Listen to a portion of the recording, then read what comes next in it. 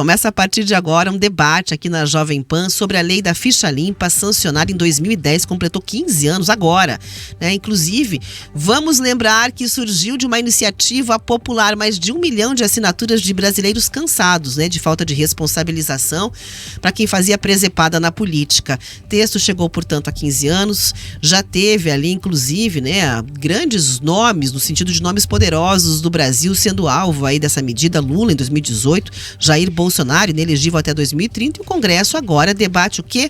Como é que poderia, de certa forma, abrandar, atenuar ali esses parâmetros que acabam limando, né, barrando que as pessoas com mau comportamento aos olhos, né, da questão eleitoral estejam como players dentro desse universo. É o tema do debate de hoje, e para debater nós temos aqui os advogados Valdir Franco Félix. Seja muito bem-vindo. Obrigado.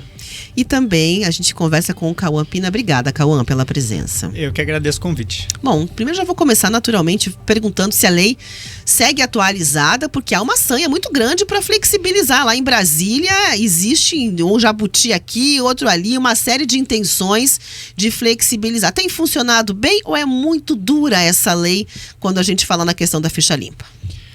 Bom, perfeito. Para analisar essa pergunta, que é muito interessante, eu acho interessante a gente entender qual que é o contexto em que surgiu a lei da ficha limpa. Ela surgiu para regulamentar um dispositivo constitucional que foi inserido na Constituição em 1994.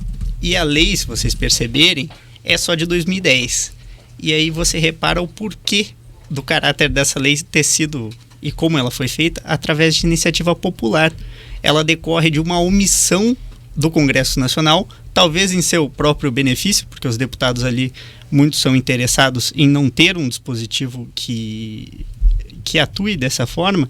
Ela surgiu de uma vontade da população, que foi de moralizar a política e estabelecer mais barreiras, regulamentando esse dispositivo constitucional, que é o parágrafo 9 do artigo 14 da Constituição, que protege a probidade administrativa, a moralidade no exercício do mandato, inclusive considerando a vida pregressa do candidato, e a normalidade e legitimidade das eleições contra a influência do poder econômico ou o abuso do exercício de função.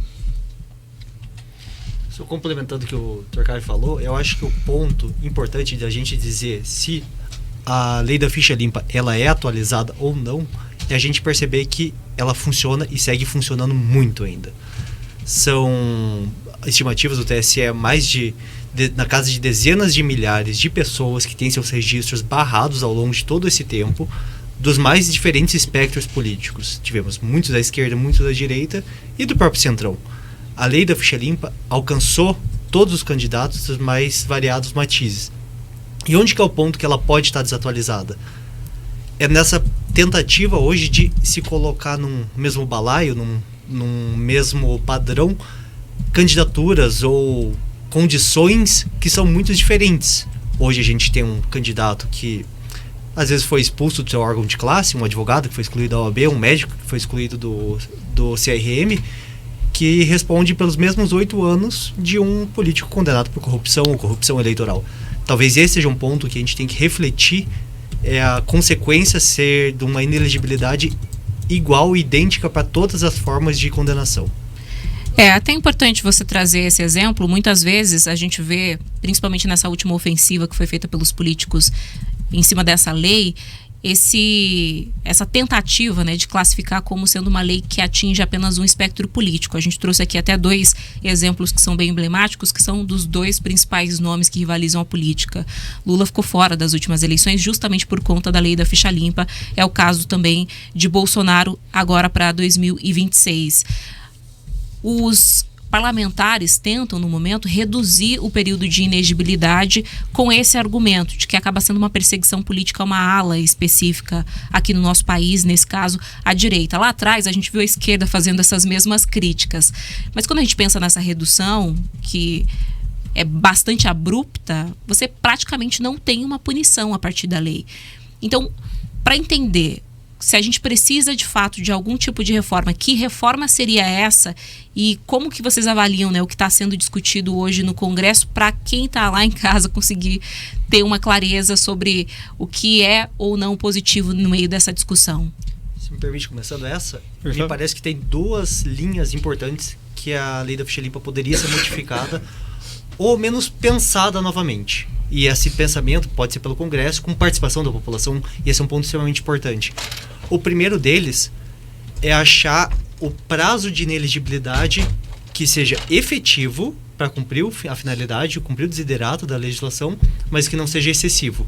Hoje nós temos candidatos que são condenados, por exemplo, criminalmente, têm de cumprir uma pena criminal às vezes de 8 anos, e somente depois do cumprimento de uma pena vão começar a ter seu prazo de inelegibilidade. Porque não existe detração para inelegibilidade, que é isso que a gente diz de contar o prazo já no cumprimento da pena. E muitas vezes essa pena criminal, ela inclui até uma prestação pecuniária, devolver valores para o erário, por exemplo. Isso acaba fazendo com que possíveis candidatos que já se reabilitaram até mesmo na esfera criminal, por uma pena de 8 anos, fiquem 16, 20, 24 anos fora da política. É uma sanção alta. E nesse ponto a gente pode pensar que esses casos, mesmo esses casos que são graves, têm uma sanção alta, ao passo que há outras sanções ou outras condições jurídicas, como já dei o exemplo anteriormente da pessoa que é excluída de um órgão de classe, que não precisaria talvez ficar 8 anos fora do meio político, talvez 5 anos fosse suficiente. Um ponto que a gente não pode retroceder, e me parece que essa é uma leitura muito acertada, o ministro Gilmar Mendes trouxe isso numa fala recente, é que o prazo inicialmente proposto no projeto de lei de 2 anos de inelegibilidade, ele é menor que uma legislatura hoje. E isso é tornar a letra morta qualquer intento da legislação. Esse me parece o primeiro ponto fundamental. Até falou que parecia que tinha sido escrito por bêbados, né? Ele chegou a dizer alguma coisa nesse sentido, que a lei da ficha limpa parece que foi escrita por gente bêbada. Foi esse o argumento que ele usou. O ministro Gilmar Mendes às vezes é bastante enfático. Ele acabou trazendo essa leitura. Agora, tem condições, vocês entendem que há uma condição, por exemplo, é um retrocesso, então que a gente tem ali essa visão, porque eu fico me perguntando, embora exista essa questão do prazo, ainda está um pouco flexível, se faria sentido você reduzir para 2 anos, como já chegou a ser debatido, porque aí você nunca vai ter a responsabilização de fato, né? Parece meio que uma coisa para gringo ver. Você vai ter ali a responsabilização em tese, foi alvo da lei da ficha limpa, mas a eleição que interessa aquele político, ele ainda vai conseguir ter habilidade para que conduza, né? Se conseguirem passar essa redução super drástica aí de prazos. Agora, se não há um retrocesso por enquanto, né? Há tentativas apenas e a leitura de que ela precisaria de ajustes ainda importantes, o que seria um ideal dentro desse desenho com o quadro que se apresenta no Brasil?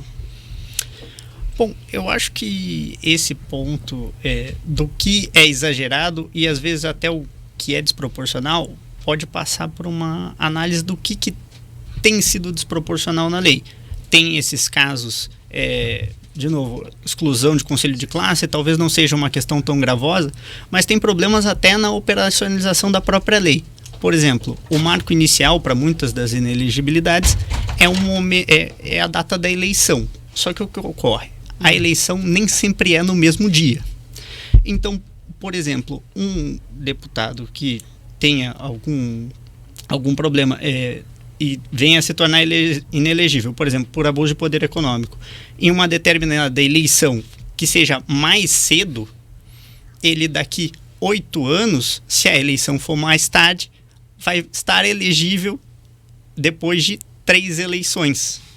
Enquanto um deputado que tenha um problema numa eleição que é mais tarde, se tiver uma eleição que é mais cedo, dali 4 eleições, ele vai ficar uma eleição a mais que esse outro deputado, sendo que a pena entre eles, em tese, é a mesma. Esse é um ponto que eu considero que deva ser ajustado. Outro ponto que é muito discutido nas sanções de inelegibilidade, inelegibilidade não é sanção, ela é um efeito da condenação, são coisas diferentes. Mas, por exemplo, no caso da improbidade administrativa, essa inelegibilidade só passa a contar do momento em que aquele que foi condenado cumpre todas as penas. E, por exemplo, nos casos de pena de multa, quando a pessoa não tem condição de pagar essa multa, será que essa pessoa vai ficar inelegível para sempre? Isso é adequado? Isso é constitucional? Esse é um debate adequado.